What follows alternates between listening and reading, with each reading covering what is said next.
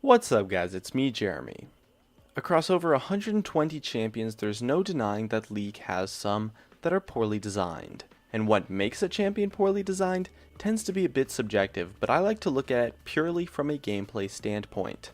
A poorly designed champion is one that creates a frustrating gameplay experience, usually by lacking counterplay or by having unfair mechanics, and it leaves players left feeling like there was nothing that they could do and that they just got cheated by the mechanics of the champion. It's worth noting that just because a champion is poorly designed does not make them overpowered, and a large majority of these champions have received extensive nerfs due to their kits being poorly designed. Rather, it makes the champion anti-fun and leads to a poor gameplay experience, and so they're very unhealthy champions to exist within the game in their current state. Anyways, let's get started. At number 10, it's Vi, and when we take a look at her ultimate, it's no surprise. The ability has no counterplay whatsoever, and it makes it impossible to outplay a Vi pretty much every time. She gets a free pass to stick on you and knock you up, and can easily burst you down with the help from a teammate, or even by herself if she's ahead. Vi is a total nightmare for any carry and becomes super frustrating to face since all she has to do is click on you and you have no chance.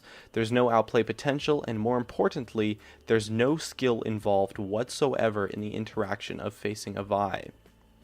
However, she can get outplayed by someone like Morgana, who has a spell shield, but depending on champion mechanics is just flat out not an acceptable form of counterplay, since it's easy to just ban out the champion, as well as the fact that you can't always get the counter pick, and you should not be forced to play a specific champion just because your opponent is playing someone who has a broken kit, as that creates a very limited gameplay experience for the players. Next up at number 9, it's Ryze, with an insane power spike that takes place in his passive and a crazy long root duration and ridiculous DPS added into the fact that he scales well with pure tank items due to the mana scaling on his abilities, and Ryze has always been a crazy monster of a champion. I personally thought it would get better when they made his Q a skill shot, but the permanent snare that is targeted that happens during his passive is pretty ridiculous and very unfair to play against. It's safe to say that his rework has not been an amazing success, but to be fair, he wasn't too much better before the rework either. So much of his strength being based around targeted abilities results in a kit that unfortunately lacks quite a bit of counterplay and feels totally broken to play against. And at number 8, it's Tryndamere. His ultimate creates quite a frustrating experience to face, since making him unkillable with no counterplay other than to kite him out and hope that he doesn't kill you in those 5 seconds is quite a tough experience, especially in a one-on-one scenario. As well, his nice sustained mobility and crazy chase potential due to his slow combos well to make him a ridiculous duelist, especially if you add in the damage reduction on his W. But the thing is that he's a ridiculous duelist because most of the time there's nothing you can do to outplay him in a one-on-one scenario, rather than him actually being able to outplay you. And lastly, he's the only champion in the game who can naturally get crit chance from his kit without any outside help, and being crit in lane randomly is super annoying and leads to you feeling like you got cheated with the randomness and RNG of Tryndamere's crit chance. And at number 7, it's Kayle. Quite similar to Tryndamere, her ultimate has no counterplay other than to just try to avoid and kite out the target until it runs out, and with it being castable on any of her allies, if you are playing a champion who relies on killing another champion to be successful, Kayle is going to be super annoying for you to play against. And to top it all off, her ultimate has quite a low cooldown, allowing her to totally abuse the ability. Kayle's sustain and kiting is also fantastic, and with the new Devour item, she's in a ridiculous spot right now. Her E being an on-hit effect means that any item that scales with on-hit effects for her is going to be completely broken, since it's really going to increase the damage of her E, and the new Devourer does exactly that. And by applying on-hit effects as well, and with AP and AD scaling in her kit, it leaves her open to being able to abuse almost any powerful item that comes along. Next up at number 6, it's Annie. Annie's in a spot right now where she essentially has a "you die now" button, where she can instantly one-shot any carry with a very easy and mechanically simple combo, leaving you feel like you got outplayed by a champion that takes literally no skill to play as.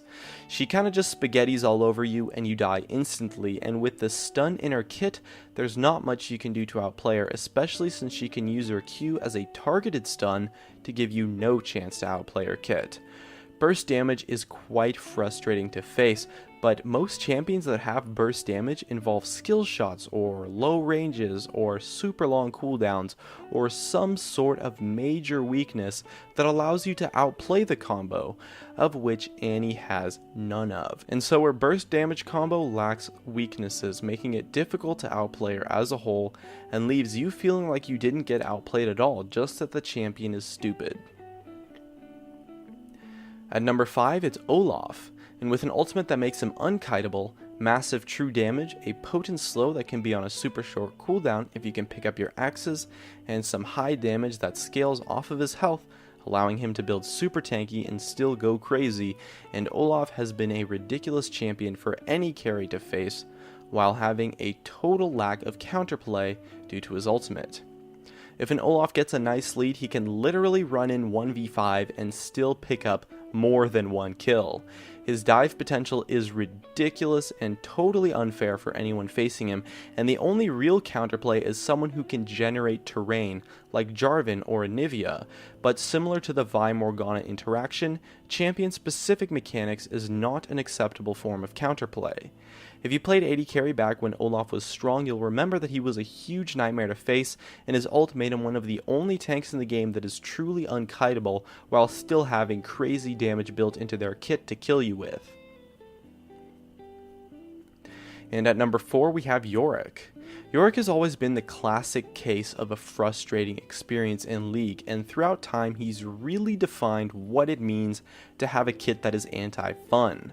He has no real counterplay in his kit, with targeted abilities, massive sustain and harass, and ridiculously low cooldowns, and high ranges with mixed damage and a super annoying slow, and trading with him becomes impossible, and so you're left feeling like the laning phase is entirely unplayable, since he gets to outdamage and outsustain you throughout all points of the lane with just his W and his E. And the fact that the ghouls are super hard to click on is also super annoying and just ties into his whole kit, creating a really unfun experience to play against.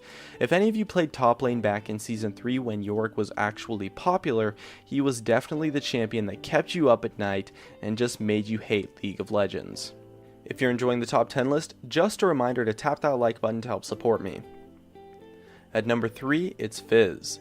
His high amount of burst damage, insane mobility, as well as his ridiculous untargetability on an 8-second cooldown has definitely led to some rage-induced moments. His ability to be slippery and escape tough situations is unmatched and is honestly just flat out unfair at times. If you're playing an immobile champion, Fizz's mobility is going to be a complete nightmare, and even if you are playing a mobile champion, his BS untargetability is going to leave you quite frustrated. His kit most certainly lacks counterplay, and the fact that he has a button that says "you can't kill me" on an 8-second cooldown is stupid as hell. And the bruiser builds popping up where he becomes a tanky monster essentially makes him unkillable and ridiculously annoying to play against. And on the other hand, the damage builds with Fizz are also insane, since his mobility gives him a free pass in pretty much all situations. And at number 2 we have Rengar. Throughout his time, Rengar has defined what it means for a champion to be impossible to balance. His ridiculously broken and overloaded kit lacks counterplay completely, as stealth is a really unfair mechanic to face, and Rengar is likely the most frustrating champion in the entire game to play against. He jumps out of nowhere and just one-shots you, and you're left wondering what the hell happened and why this champion exists in the game.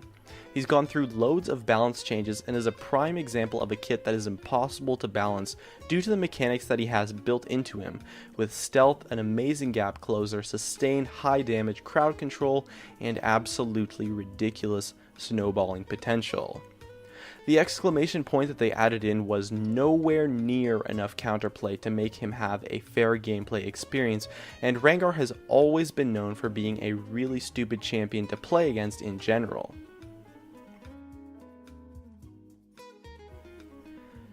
And taking home the number 1 spot, it's Poppy. Now, she caps out the list as the last champion that has an ability that makes them invincible, but Poppy's has 2 main advantages over the others. Her ultimate lasts for 8 seconds, longer than any other invincibility effect in the game, and it's also the only effect that makes a champion immune to both damage and crowd control effects for an extended duration. So her ultimate leaves her both unkillable and unkiteable, and gives her a damage amplification to top it all off with her solid burst damage and strong gap closers, which allow her to easily stick to and kill her target, and so you're left with essentially the definition of what it means to lack counterplay.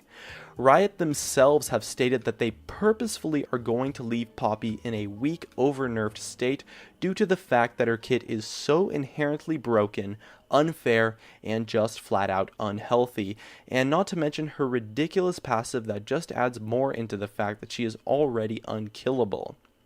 Fortunately, we don't have to play against Poppy too often because I'm sure the community would go crazy if she was ever actually strong in the current state that she is in.